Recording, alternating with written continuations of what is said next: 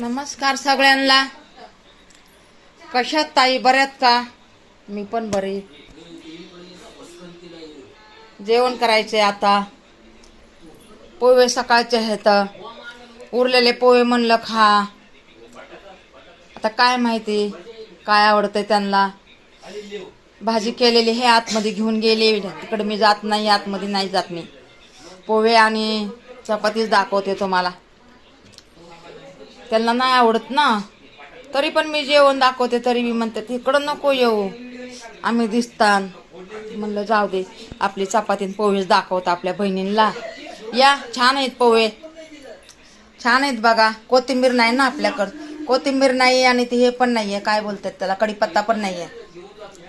केलं आपलं असंच, एवढं चपात्या केलेल्या आहेत दुपारचं.